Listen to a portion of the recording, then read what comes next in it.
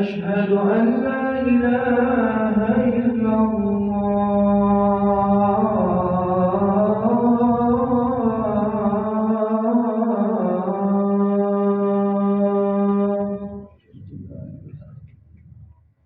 أشهد أن محمدا رسول الله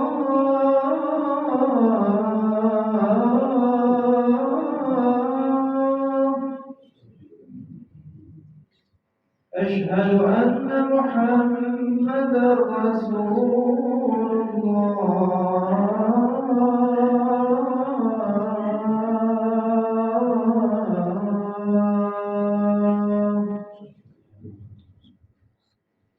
حي على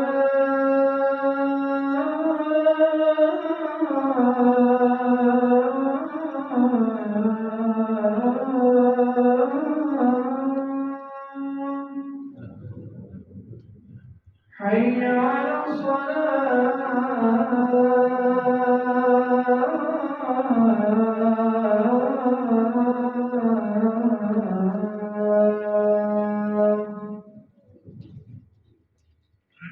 حي على الفلاح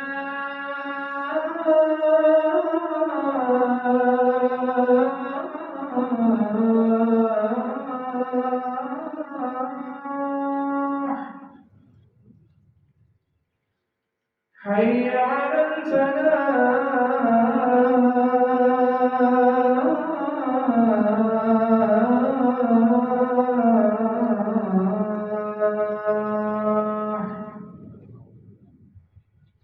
الله أكبر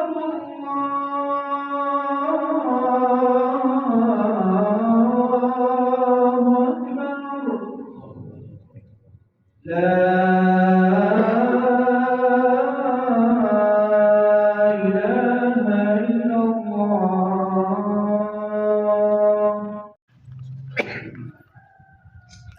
إن الحمد لله نحمده ونستعينه ونستغفره ونعوذ بالله من شرور أنفسنا ومن سيئات أعمالنا من يهده الله فلا مضل له ومن يضلل فلا هادي له وأشهد أن لا إله إلا الله وحده لا شريك له وأشهد أن محمدا عبده ورسوله اللهم صل على محمد وعلى آل محمد كما صليت على إبراهيم وعلى آل إبراهيم إنك حميد مجيد اللهم بارك على محمد وعلى آل محمد كما باركت على إبراهيم وعلى آل إبراهيم إنك حميد مجيد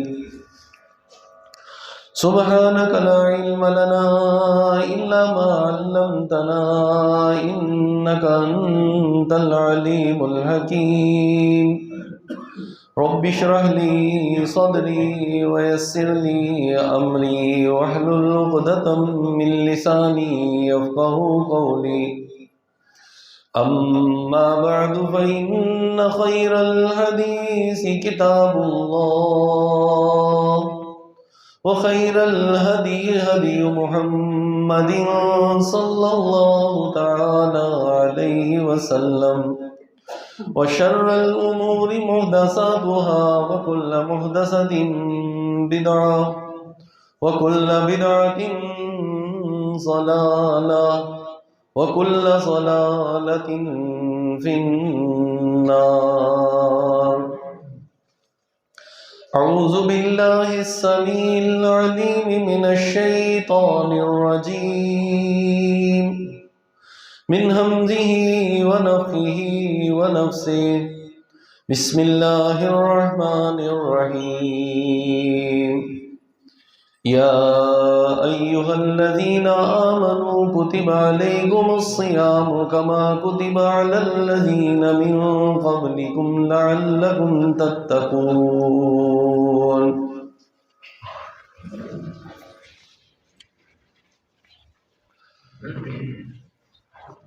رمضان المبارک کا مہینہ جاری و ساری ہے. اللہ رب العالمین کی بخشش، اس کی رحمتیں اور اس کا فضل اس مہینے کا خاصہ ہے. یہ وہ مہینہ ہے کہ جہاں لمحہ لمحہ اللہ رب العالمین کی طرف سے رحمتوں کا نزول ہوتا ہے. یہ وہ مہینہ ہے جو سراپا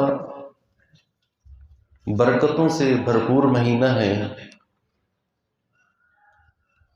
اور اس مہینے کا اہتمام اپنے بندوں کے لیے اللہ رب العالمین خصوصی طور پر فرماتا ہے. یہ مہینہ جب شروع ہوتا ہے تو رحمتوں کے دروازے کھول دیے جاتے ہیں. فتحت ابواب الرحمہ، رحمت کے دروازے یہ کھل جاتے ہیں. فتحت ابواب السماء، آسمانوں کے دروازے کھول دیے جاتے ہیں. فتحت ابواب الجنہ، جنت کے دروازے کھول دیے جاتے ہیں. اور ایک حدیث میں ہے کہ کوئی دروازہ بند نہیں رکھا جاتا. جہنم کے دروازے وہ بند کر دیے جاتے ہیں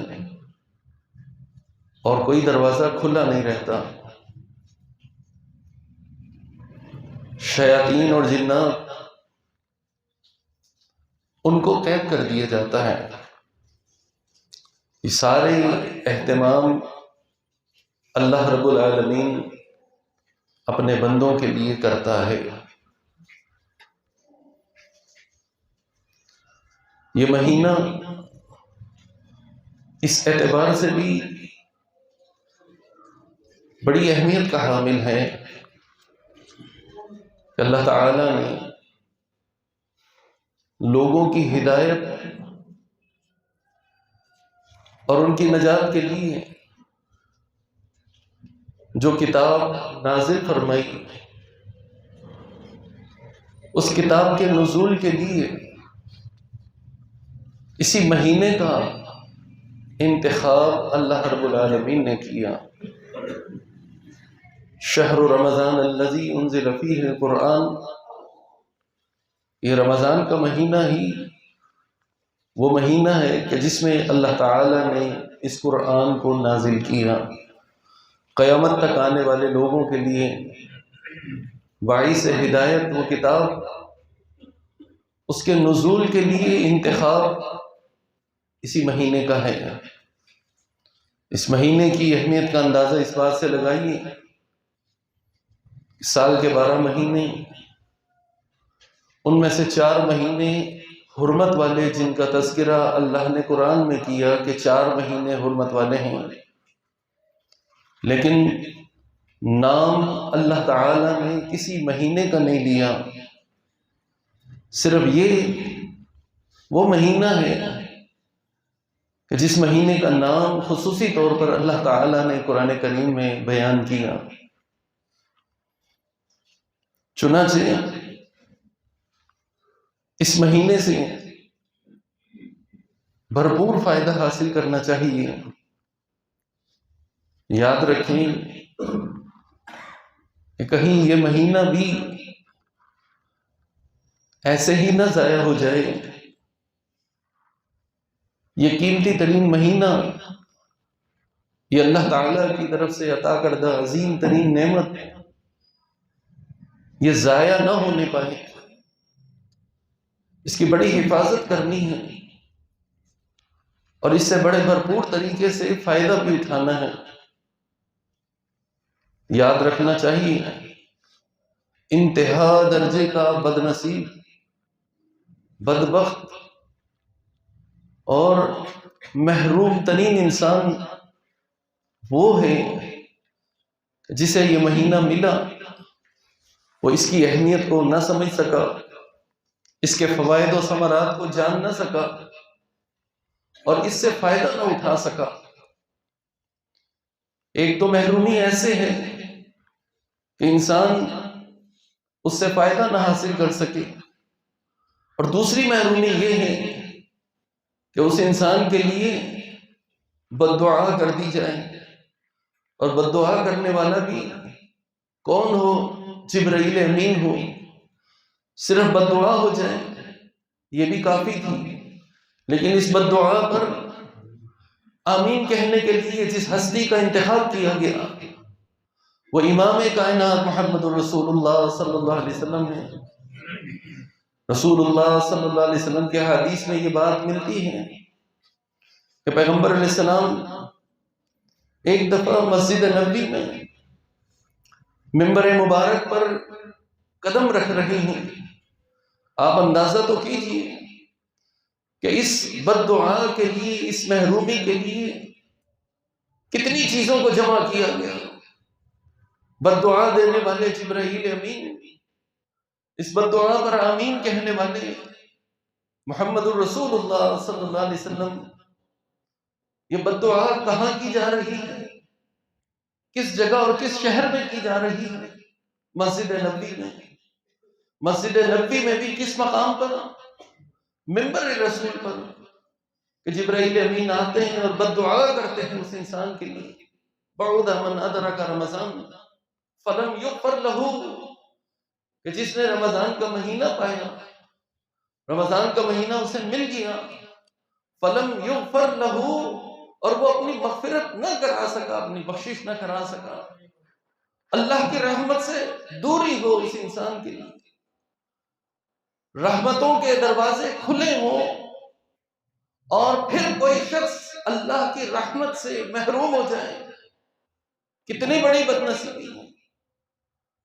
اور پھر اس پر آمین محمد الرسول اللہ صلی اللہ علیہ وسلم نے کہی، یعنی اس کی قبولیت میں کوئی شک باقی نہیں۔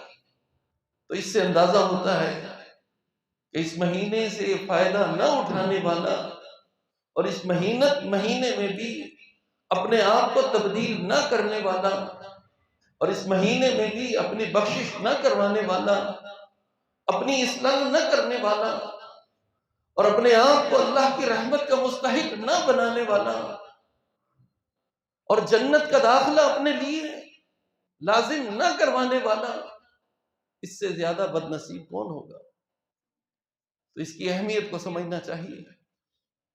سلف صالحین اس کی اہمیت کو جانتے تھے، چنانچہ عرصہ دراز تک 6 مہینے بعض اوقات حدیث میں ملتا ہے، روایات میں بات آتی ہے، 6 مہینے تک دعائیں کیا کرتے تھے کہ اللہ تعالیٰ اس رمضان کا مہینہ ان کو نصیب فرما دے، اس سال میں یہ رمضان کا مہینہ اللہ رب العالمین اس تک ان کو پہنچا دے۔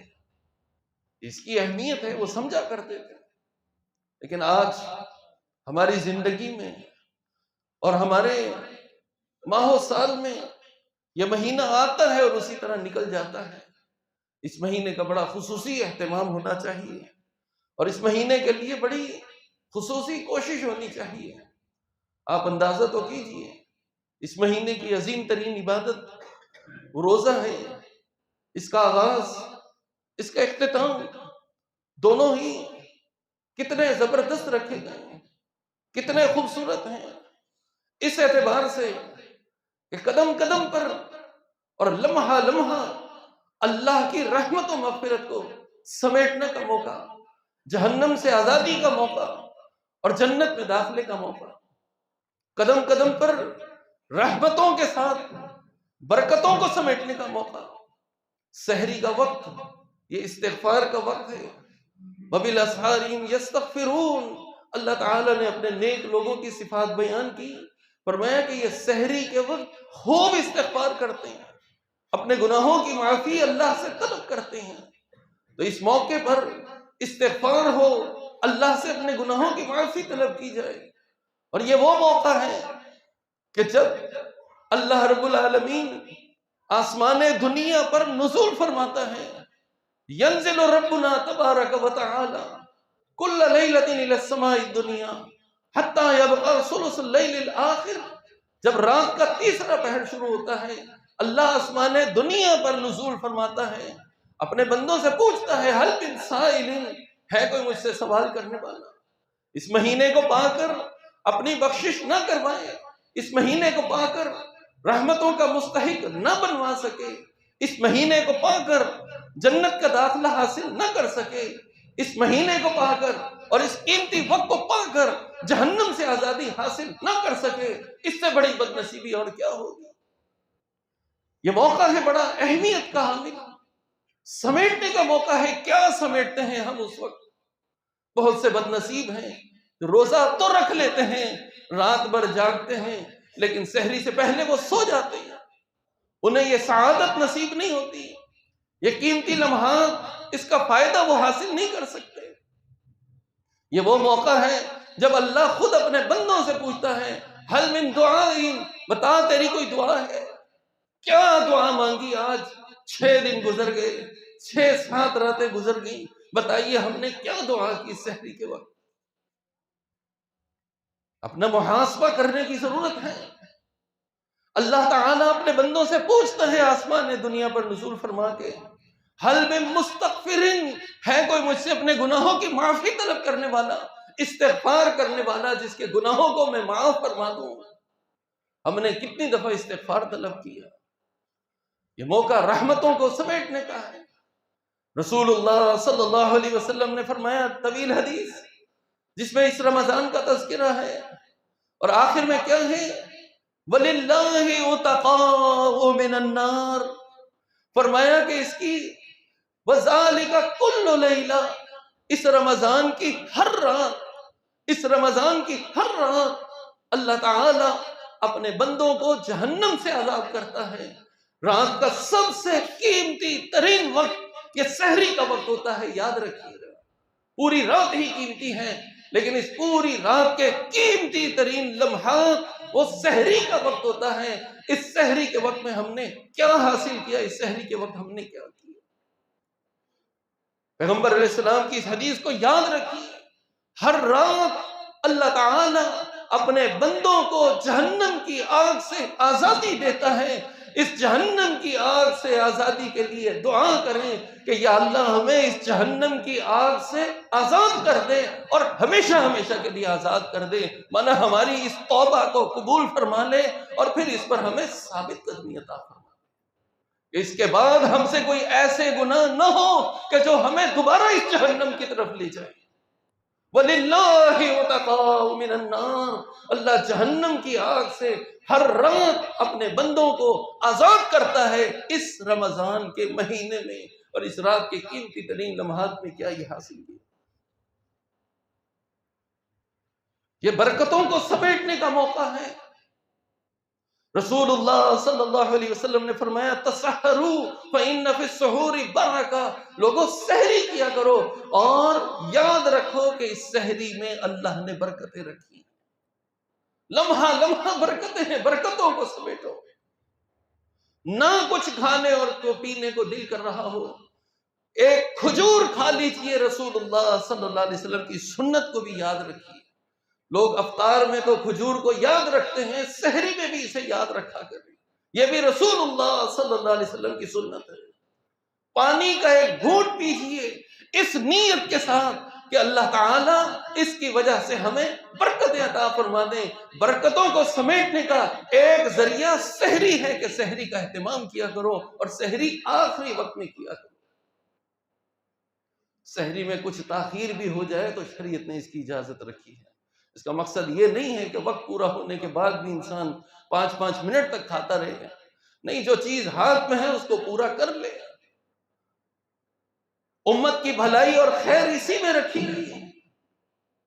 تو یہ سحری کا وقت قیمتی ترین وقت ہے، رحمتوں کے حصول کا، برکتوں کے حصول کا، جہنم سے آزادی کا، جہنم سے بچاؤ کا، اور جنت میں داخلے کا یہ بہترین ذریعہ ہے، بہترین ذریعہ ہے۔ اس سے فائدہ اٹھانا چاہیے۔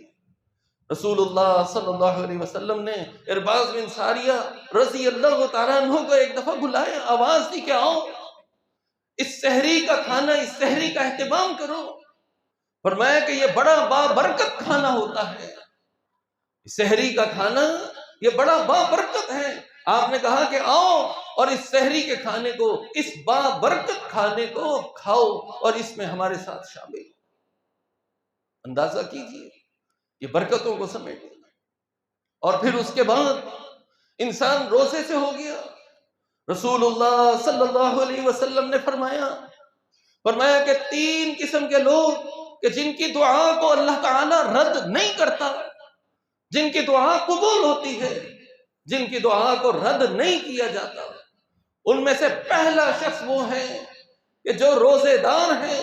پیغمبر علیہ السلام نے فرمایا کہ روزے دار کی دعا کو اللہ رد نہیں کرتا حتی افطرا، یہاں تک کہ وہ روزہ کھول لے۔ مانا یہ جب تک روزے کی حالت میں ہے اس کی دعائیں قبول ہوتی ہیں، اللہ تعالیٰ اس کی دعا کو رد نہیں کرتا۔ روزہ رکھ کر ہم کتنی دعائیں کرتے ہیں۔ یقین جانیے آج ہم لوگوں کا یہ طریقہ بن چکا کہ آدھا دن اگر یہ 12-13 گھنٹے کا روزہ ہے تو اس میں سے 7 سے 8 گھنٹے لازماً ہم میں سے ہر شخص سو کر گزار دیتا ہے۔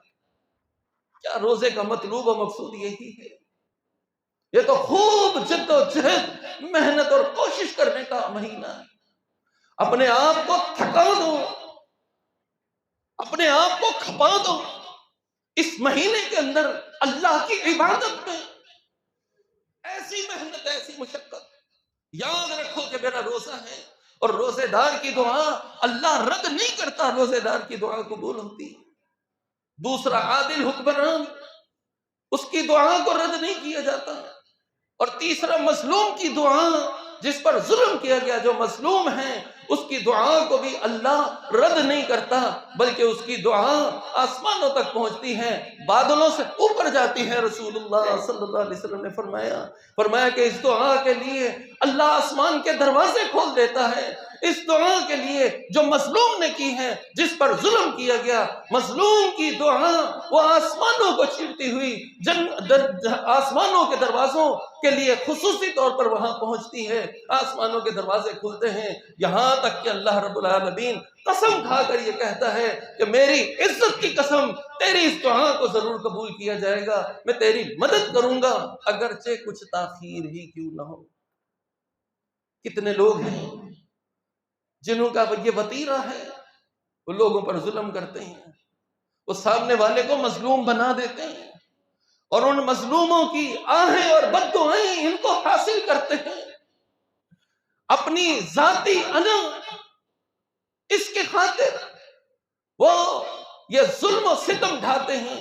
ظلم و ستم کا مقصد صرف یہی نہیں کہ آپ نے کسی کا مال کھایا ہے یا آپ نے ناحق کسی کو ستایا ہے، بلکہ آپ کا طریقہ، آپ کا انداز، آپ کا اخلاق ایسا ہے کہ سامنے والے ہمیشہ آپ سے تنگ ہیں، اور آپ نے ان کی زندگی کو تنگ کر دیا ہے، ان کا جینا خراب۔ تو رسول اللہ صلی اللہ علیہ وسلم کی اس حدیث کو سامنے رکھیں۔ یہ مہینہ اصلاح کا مہینہ ہے، یہ مہینہ تزکیہ نفس کا مہینہ ہے۔ جب تک یہ انسان روزے دار ہے، اللہ تعالیٰ اس کی دعا کو قبول فرماتا ہے، یہاں تک کہ اس کے افطار کا وقت آتا ہے، اور یہ وقت بھی بڑا قیمتی ہو جاتا ہے، سحری کے وقت کی طرح۔ جیسے سحری کا وقت ہے، یہ وقت بھی بڑا قیمتی ہو جاتا ہے۔ رسول اللہ صلی اللہ علیہ وسلم نے فرمایا کہ اللہ رب العالمین افطار کے وقت اپنے بندوں کی دعاؤں کو قبول فرماتا ہے۔ خواتین اپنے گھروں میں اور مرد حضرات اس بات کا اصرار کریں، بچے یہ اصرار کریں، افطار کے اندر بہت کچھ ہو، لمبے چوڑے کھانے، لمبے چوڑے اہتمام، خواتین کا کچن میں گھسے رہنا اور پھر یہ سارے اہتمام کرتے رہنا۔ عصر کے بعد کا قیمتی ترین وقت، یہ عصر کا وقت، یہ وہ وقت ہے کہ جس کی اللہ تعالیٰ نے قرآن کریم میں قسم اٹھائی، بسم اللہ الرحمن الرحیم والعصر ان الانسان لفی خسر، عصر کے وقت کی قسم۔ سارے دنوں میں اور ہر دن میں عصر کا وقت، یعنی دن کے اوقات میں عصر کا وقت سب سے قیمتی وقت ہے، سب سے قیمتی وقت ہے۔ اور اگر روزے ہوں، رمضان کا مہینہ ہو، روزہ رکھا ہوا ہو، تو اس وقت یہ وقت اور قیمتی بن جاتا ہے، اس لیے کہ افطار کے وقت اللہ رب العالمین ان روزے داروں کی دعاؤں کو قبول فرماتا ہے۔ اس وقت کیا دعا کی، کیا حاجات اللہ تعالیٰ کے سامنے رکھی۔ اس مہینے میں تو ایک ہی مطلوب و مقصود ہو کہ اللہ رب العالمین ہماری بخشش فرما دے، اللہ رب العالمین رحمتوں کا نزول فرما دے، اللہ رب العالمین برکتوں کو سمیٹنے کا موقع عطا فرما دے، جہنم سے آزادی ہو اور جنت کا داخلہ ہو۔ بس یہ مطلوب ہے اس مہینے کا۔ یہ روزہ ہمیں یہی بتا، تو یہ روزہ اور یہ رمضان کا مہینہ یہ کوئی معمولی نہیں ہے۔ اب اندازہ کیجئے، رسول اللہ صلی اللہ علیہ وسلم نے اس افطار کے حوالے سے ہمیں تعلیم دی، فرمایا کہ روزہ افطار کرو کھجور کے ساتھ، فَإِنَّهُ بَرَكَةٌ، فرمایا کہ اس کھجور میں بھی افطار کے وقت اس کھجور کے ساتھ اگر روزہ افطار کیا جاتا ہے تو اس میں بھی برکت ہے۔ سحری میں برکتوں کو سمیٹو، ابھی شام میں افطار کے وقت ان برکتوں کو سمیٹو۔ سحری کے وقت جہنم سے آزادی کا حصول آسان، افطار کے وقت جہنم سے آزادی کا حصول آسان، جنت کے داخلے کی دعائیں قبولیت کے مقام تک سحری کے وقت بھی، افطار کے وقت بھی، ایک ایک لمحہ قیمتی ترین ہے۔ اللہ رب العالمین نے سورۃ البقرہ میں جہاں اس رمضان کے حوالے سے پوری ہدایات دی، وہیں اللہ رب العالمین نے بیچ میں پہلے روزے کا تذکرہ، پھر دعا کا تذکرہ، اور پھر اس کے بعد روزوں کے مسائل اور روزوں کا تذکرہ، مانا کہ روزہ اور دعا ان دونوں کا بھی ایک خاص تعلق ہے۔ اور اب تک جتنی باتیں ہم نے پیش کی اس دعا کے حوالے سے کہ یہ قیمتی ترین وقت ہے، ان اوقات میں دعاؤں کا اہتمام کیجیے۔ آج دعاؤں کے حوالے سے ہم چور ہیں، کمزور ہیں، ہم ناکام ہیں، ہمیں پتہ ہی نہیں۔ ان دعاؤں کے آداب کو سیکھنا اور سمجھنا ضروری ہے، اور پورے یقین کامل کے ساتھ اللہ رب العالمین سے دعائیں کرنی ہیں، اور ان دعاؤں کی قبولیت کی جو شرائط ہیں اور اس کے لیے جو اہتمام کیے جانے چاہیے ان کا پورا پورا اہتمام ہم نے کرنا ہے۔ اللہ رب العالمین نے فرمایا وَإِذَا سَأَلَكَ عِبَادِي عَنِّي فَإِنِّي قَرِيبٌ۔ اس دعا کی اہمیت کا اندازہ اس بات سے لگائیے کہ اللہ رب العالمین نے اس کا تذکرہ کیسے کیا۔ فرمایا کہ وَإِذَا سَأَلَكَ عِبَادِي، میرے بندے سوال کرتے ہیں آپ سے، میرے بندے اس دعا کے متعلق سوال کرتے ہیں۔ قرآن کریم کا اسلوب دیکھیے، اللہ تعالیٰ کا یہ انداز دیکھیے، بڑا اہمیت کا حامل ہے، بڑا قیمتی نقطہ یہاں بتایا گیا۔ قرآن کریم کی سورۃ البقرہ اور دیگر سورتوں میں بھی دیکھیے اللہ تعالیٰ نے یہ بات بیان کی کہ میرے بندے مجھ سے سوال کرتے ہیں، یا اللہ تعالیٰ نے اس بات کو بیان کیا کہ اے محمد صلی اللہ علیہ وسلم، لوگ آپ سے سوال کرتے ہیں، یستفتونک یسألونک عن الأحلہ یسألونک عن المحیض، یہ لوگ آپ سے سوال کرتے ہیں مہینے کے حوالے سے، لوگ آپ سے سوال کرتے ہیں فتویٰ طلب کرتے ہیں وراثت کے حوالے سے، لوگ آپ سے سوال کرتے ہیں وَيَسْأَلُونَكَ عَنِ الْمَحِيضِ، حیض کے متعلق سوال کرتے ہیں جو عورتوں کے لیے ایک بیماری ہے۔ تو اس سب کا جواب اللہ تعالیٰ کس طرح دیتا ہے؟ قُلْ هُوَ عَسَىٰ، لفظ قل کے ساتھ کہ اے محمد صلی اللہ علیہ وسلم آپ بتا دیجئے. یسألونک عن الاہلہ، جواب کیسے ہے؟ قل، اے محمد صلی اللہ علیہ وسلم آپ بتا دیجئے. لیکن یہاں پر یہ ایک معاملہ ایسا ہے کہ بندے جب اللہ رب العالمین کے بارے میں اس دعا کے حوالے سے سوال کرتے ہیں، اللہ نے یہاں پر یہ نہیں کہا کہ اے محمد صلی اللہ علیہ وسلم آپ بتائیے، بلکہ اللہ براہ راست خود اس کا جواب دیتا ہے. وَإِذَا سَأَلَكَ عِبَادِي، میرے بندے میرے بارے میں سوال کرتے ہیں، ان کو بتاؤ فَإِنِّي قَرِيب. اللہ تعالیٰ نے یہ نہیں کہا کہ اے محمد صلی اللہ علیہ وسلم قل کہہ کر جواب نہیں دیا، خود اللہ نے جواب دیا فَإِنِّي قَرِيب، میں قریب ہوں. اللہ تعالیٰ نے یہ اسلوب رکھا ہی نہیں کہ اے محمد صلی اللہ علیہ وسلم اس بات کا جواب آپ نے دینا ہے، یہ معاملہ بندے کا اور رب کا براہ راست ہے. لہٰذا محمد صلی اللہ علیہ وسلم کو یہ نہیں کہا گیا کہ آپ ان کو جواب دیجئے. اللہ کہتا ہے میں خود بتاتا ہوں فَإِنِّي قَرِيب، میں قریب ہوں. براہ راست مجھ سے جڑ جاؤ، براہ راست مجھ سے سوال کرو، براہ راست مجھ سے دعائیں کرو. یہ دعا کا معاملہ ایسا ہے کہ اس کا جواب بھی اللہ تعالیٰ نے ایک دوسرے انداز میں دیا، جس میں یہ نہیں سمجھایا گیا کہ اے محمد صلی اللہ علیہ وسلم آپ بتائیں. اس کی اہمیت کا تو اندازہ کیجیے. وَإِذَا سَأَلَكَ عِبَادِي عَنِّي، میرے بندے میرے بارے میں سوال کرتے ہیں میں بتاتا ہوں فَإِنِّي قَرِيب. اے محمد آپ کیا بتائیں گے؟ اندازہ کیجیے. ایک اسلوب اللہ تعالیٰ نے اختیار کر کے ہمیں توجہ دلائی ہے کہ یہ کوئی معمولی معاملہ نہیں، میں خود تمہیں کہہ رہا ہوں فَإِنِّي قَرِيب.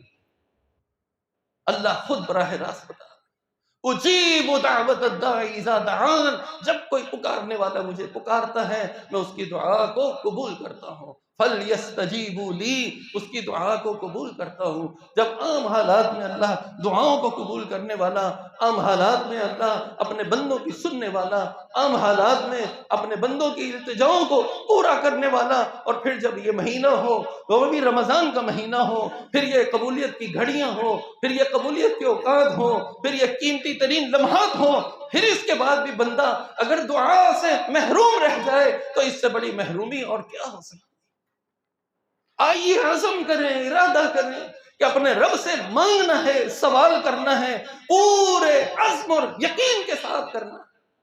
جیسے اللہ نے خود براہ راست ہمیں اس کا جواب دے کر ہمیں اپنے قریب کرنے کی کوشش کی ہے، ہمیں بھی تو کچھ کوشش کرنی چاہیے کہ ہم بھی اللہ کے قریب ہو جائیں. کیوں کوشش نہیں ہوتی؟ کیوں دعائیں نہیں مانگی جاتی؟ کیوں اس کا اہتمام نہیں ہوتا؟ یہ تو پورا مہینہ ہی سمجھ لیجئے کہ اس دعاؤں کے ساتھ ہی جڑا ہوا ہے، دعاؤں کے ساتھ جڑا. رات کی گھڑیوں میں اللہ دعائیں قبول کرتا ہے، دن کی گھڑیوں میں، عام دنوں میں یہ معاملہ نہیں ہوتا، لیکن جب بندہ روزہ رکھ لیتا ہے، اس عبادت کا اہتمام کرتا ہے، تو یہ دن کے پورے اوقات جب تک یہ روزے سے ہے، یہاں تک کہ روزہ افطار کر لے، اللہ اپنے اس بندے کی دعاؤں کو قبول کرتا ہے. اللہ کی رحمت و مغفرت اس کو سمیٹیے ان دعاؤں کے ذریعے. اللہ سے توفیق طلب کیجیے، اپنے گناہوں کی بخشش طلب کیجیے، اپنے گناہوں کی معافی مانگیے، گناہوں پر ندامت اختیار کیجیے. سچی توبہ توبۃ النصوح، اس کا اہتمام کریں، اس کا اہتمام ہونا چاہیے. اور دوسری چیز، اسی قرآن کریم میں سورۃ البقرہ میں جہاں رمضان کے حوالے سے یہ مسائل، احکام اور یہ باتیں بیان کی جا رہی ہیں، وہیں اس قرآن کا تذکرہ بھی ساتھ ہی ہے کہ رمضان کا مہینہ قرآن کا مہینہ ہے. رمضان، قرآن، ان دونوں کا براہ راست ایک گہرا تعلق. محرومی ہے اس شخص کے لیے جو رمضان بھی پائے اور پھر قرآن سے محروم بھی رہے. اس رمضان کے مہینے میں حد المقدور کوشش کیجیے اس قرآن سے اپنے تعلق کو قائم کیجیے. آج اس قرآن کے ساتھ دل لگتا ہی نہیں، آج اس قرآن کے ساتھ ہمارا تعلق جڑتا ہی نہیں. اس کی ایک بنیادی وجہ جو اہل علم نے بیان کی ہے، وہ وجہ کیا ہے اس کی طرف غور و فکر کرنا. اس کی وجہ یہ ہے کہ اس قرآن کے متعلق یا اس قرآن کے لیے ہمارے دل میں جگہ نہیں ہے. اور جس کے دل میں قرآن کے لیے جگہ نہیں ہے، جس کے دل میں قرآن کے لیے محبت نہیں ہے، اس کے لیے کچھ بھی نہیں، اس کے لیے بھی محرومی ہی محرومی ہے. نہ اس کے لیے ہدایت ہے، نہ اس کے لیے کچھ اور۔ اس قرآن کا مقام اور اس قرآن کی جگہ کبھی غور کیا وہ کون سی ہے؟ اس کی جگہ دل ہے۔ اللہ تعالیٰ نے قرآن کریم میں کیا فرمایا؟ وَإِنَّهُ لَتَنزِيلُ رَبِّ الْعَالَمِينَ نَزَلَ بِهِ الرُّوحُ الْأَمِينُ عَلَىٰ قَلْبِكَ لِتَكُونَ مِنَ الْمُنذِرِينَ۔ فرمایا کہ یہ قرآن اللہ کا نازل کیا ہوا ہے۔ وَإِنَّهُ لَتَنزِيلُ رَبِّ الْعَالَمِينَ، رب العالمین کا نازل کردہ یہ قرآن۔ نزل بِهِ الرُّوحُ الْأَمِينُ، روح الامین جبرائیل علیہ السلام اس کو لانے والے ہیں، یہ امانت دار اور دیانت دار ہیں۔ نزل بہ الروح الامین، کہاں لے کر آئے؟ علی قلبک، اے محمد صلی اللہ علیہ وسلم آپ کے دل پر لے کر آئے، یعنی اس قرآن کو براہ راست آپ کے دل پر نازل کیا گیا۔ اس کی جگہ وہ دل ہے انسان کا، محمد الرسول اللہ صلی اللہ علیہ وسلم کے دل پر اس کو نازل کیا گیا۔ اللہ تعالیٰ نے ایک اور مقام پر فرمایا من کان عدوا لجبریل فإنه نزلہ علی قلبک، فرمایا کہ یہ جو جبرائیل امین کے دشمن ہیں ان کو پتہ نہیں کہ یہ وہ ہستی ہیں جو قرآن کو لے کر آئے، کس پر؟ آپ کے دل پر لے کر آئے۔ اس قرآن کا مقام وہ انسان کا دل ہے۔ علی قلبک لتکون من المنذرین، آپ کے دل پہ اس کو نازل کیا گیا۔ حالانکہ اگر یہ قرآن اہل علم بیان کرتے ہیں، اگر اس قرآن کو ویسے سنایا جاتا، پیغمبر علیہ السلام سنتے تو سن کر بھی اس قرآن کو دل پر ہی جانا تھا، دل پر ہی اثر انداز ہونا تھا، لیکن اللہ تعالی نے اس کو براہ راست آپ کے دل پر نازل کیا۔ اس قرآن کا مقام اور اس کی جگہ وہ انسان کا دل ہے، یہی یاد رکھنے کی جگہ اور یہی سمجھنے کی جگہ اور یہی ہدایت کی جگہ ہے۔ لہٰذا اس قرآن کے لیے اپنے دل میں جگہ بنانی پڑے گی۔ آج اس قرآن سے محبت کیوں نہیں ہوتی؟ اس سے دل کیوں اچاٹ ہوتا ہے؟ تھوڑی دیر انسان پڑھتا ہے پھر اس کا دل اس سے بیدار ہوتا ہے، اکتاہٹ ہوتی ہے، سستی آنا شروع ہوتی ہے۔ اس کی وجہ یہ ہے کہ اس قرآن کی محبت اس دل کے اندر نہیں ہے۔ اس قرآن کی محبت کو اپنے دلوں میں جان گزی کیجیے، اور یہ بہترین موقع ہے رمضان کا مہینہ کہ اس مہینے میں اس قرآن کے ساتھ ایسی محبت ہو اور اپنے دل میں ایسی جگہ اس کو دی جائے کہ جو مرتے دم تک دوبارہ نہ نکل سکے۔ ایسی مضبوط محبت، اللہ تعالیٰ سے اس کے لیے بھی دعا کرو، دعا کیجیے۔ لوگ دعا بھی تو نہیں کرتے، اصل میں ہم نے اس کو ایک بس روٹین کی چیز لی ہوئی ہے، ایک چیز ہے، ایک کام ہے، ایک کوشش ہے، ایک محنت ہے، ایک ورک ہے، بس اسے کر لیا بات ختم ہو گئی۔ نہیں، یہ بڑی اہمیت کے حامل ہیں، اس کے لیے تو اپنے دل میں خصوصی جگہ بنانی پڑے گی اور اس کے لیے دعا کرنا۔ رسول اللہ صلی اللہ علیہ وسلم کی وہ حدیث جس میں اس دعا کا تذکرہ ہے، جسے سن کر صحابہ نے کہا کہ پھر تو اس دعا کو ہم سب کو یاد کر لینا چاہیے کہ انسان کے غم، پریشانیاں، مصائب و آلام اس دعا سے دور ہوتے ہیں۔ اللہم انی عبدک وابن عبدک وابن امتک ناصیتی بیدک ماض فی حکمک عدل فی قضاؤک اسألک بکل اسم ہوا سمیت لک بہ نفسک او انزلتہ فی کتابک او علمتہ احدا من خلقک او استاثرت بہ فی علم الغیب عندک، یہاں تک اللہ تعالیٰ کے ناموں کا واسطہ اور اللہ رب العالمین کی تعریف اور اللہ رب العالمین کے لیے کلمات ہیں۔ اس کے بعد کیا ہے؟ دعا کتنی چھوٹی سی ہے، ان تجعل القرآن ربیع قلبی، کہ یہ سارے واسطے، یہ ساری چیزیں اللہ کے ناموں کے واسطے، یا اللہ جو نام ہمیں پتہ ہیں ان ناموں کا واسطہ، یا اللہ جو نام تو نے اپنی کتاب میں بیان کیے ان ناموں کا واسطہ، یا اللہ وہ نام کہ جو تو نے ہمیں نہیں بتائے تیرے ان ناموں کا واسطہ، یا اللہ جو نام تو نے اپنے غیب میں رکھے ہیں جن کے بارے میں کسی کو نہیں پتا، یا اللہ تیرے ان ناموں کا بھی تجھے واسطہ۔ پھر اس کے بعد دعا کیا ہے؟ اصل مطلوب کیا ہے؟ ان تجعل القرآن ربیع قلبی، یا اللہ اس قرآن کو میرے دل کی بہار بنا دے، ونور صدری، میرے سینے کا نور بنا دے۔ ان تجعل القرآن ربیع قلبی، اس قرآن کو میرے دل کی بہار بنا دے۔ تو یہ یاد رکھیں، کیا خوبصورت دعا ہے اتنے لمبے چوڑے واسطے، اتنی لمبی چوڑی اللہ رب العالمین کے ناموں کا سب کچھ تذکرہ، اور اس کے بعد دعا کیا ہے، مطلوب کیا ہے، چاہتا کیا ہے، یہ بھی تو اللہ نے خود سکھایا نا کہ یہ سب کچھ کرنے کے بعد تمہارا مطلوب یہ ہونا چاہیے کہ ان تجعل القرآن ربیع قلبی ونور صدری وجلاء حزنی وذہاب ہمی۔ تمہارے غم اور تمہاری پریشانیاں اور تمہارے حزن و ملال، ان سب کو اللہ دور کر دے گا۔ کیسے کرے گا؟ اس قرآن کے ذریعے سے کہ یا اللہ اس قرآن کو میرے دل کے لیے بنا دے، میرے دل کی بہار بنا دے، میرے سینے کا نور بنا دے اس کو۔ تو اس قرآن سے تعلق اور اس کے لیے دعا، خوب دعا کیجیے اللہ تعالیٰ سے، یا اللہ اس قرآن سے ہمیں محبت عطا فرما دے، اس قرآن کو ہمارے دلوں کا نور بنا دے، ہمارے دلوں کی بہار بنا دے، ہمارے سینے کا نور بنا دے۔ اٹھتے بیٹھتے چلتے پھرتے یہ قرآن قرآن اور قرآن، اس سے بڑھ کر کچھ بھی نہیں۔ اور اس چیز کو حاصل کرنے کا یہ بہترین موقع ہے، تزکیہ نفس کا بھی یہ بہترین موقع ہے۔ قرآن کے اسلوب اور پھر قرآن کے یہ معنی کس کس انداز میں ہیں اور کیسے کیسے انسان کو فائدہ دیتے ہیں، ایک طویل موضوع ہے۔ عرض کرنے کا مقصد یہ ہے، صحابہ کرام عثمان غنی رضی اللہ تعالیٰ عنہ، عمر فاروق رضی اللہ تعالیٰ عنہ، ان کے اقوال ان کو سامنے رکھیں۔ کیا کہا کرتے تھے؟ کہا کرتے تھے کہ جس شخص کا دل قرآن کی تلاوت میں نہیں لگتا، اسے اپنے دل کی اصلاح کرنے کی ضرورت ہے۔ اس کو جاننا چاہیے کہ اس کا دل بیمار ہے، جس کی وجہ سے اس کو قرآن پڑھنے میں اکتاہٹ ہوتی ہے، قرآن پڑھنے میں مزہ نہیں آتا۔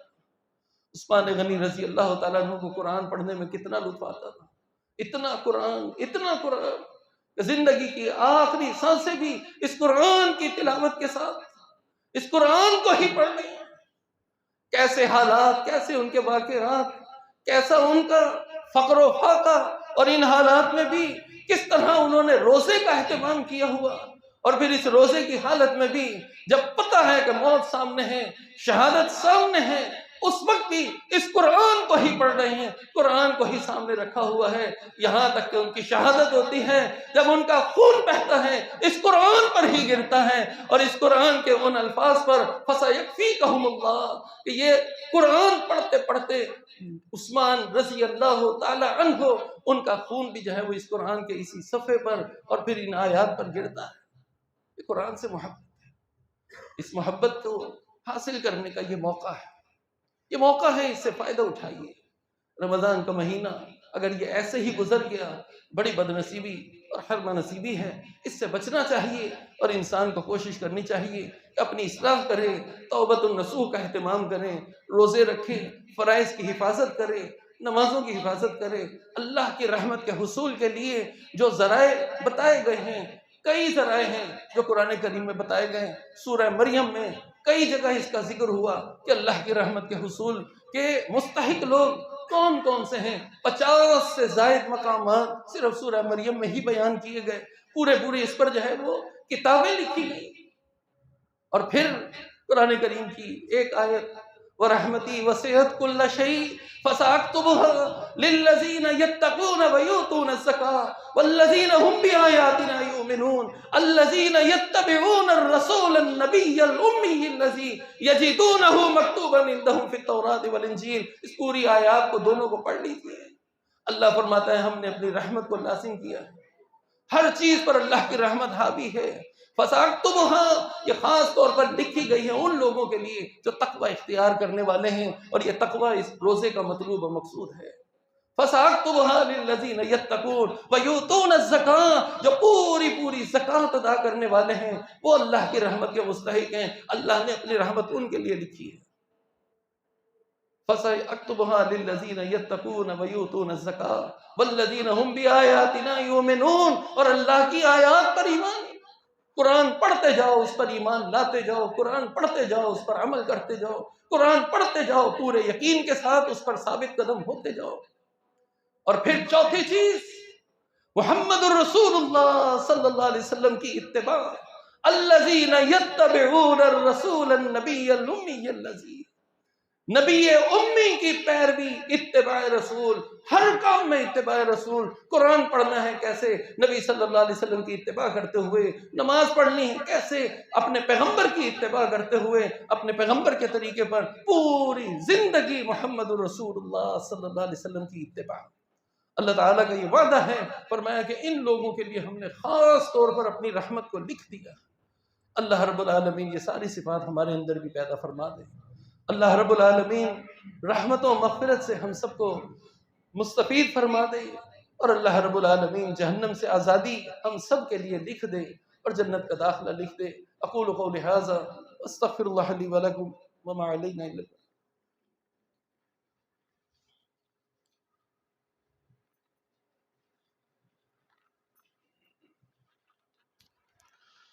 ان الحمد للہ نحمده ونستعینه ونستغفره